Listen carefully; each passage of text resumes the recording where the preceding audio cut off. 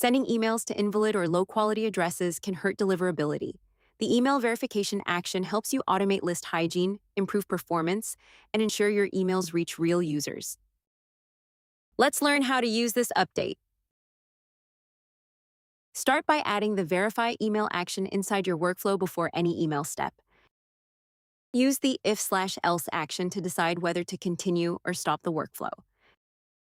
Select the email verification option to set this filter.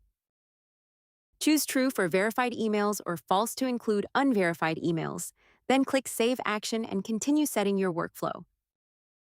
The email verification action checks whether an email address is valid, risky, or invalid before the workflow proceeds.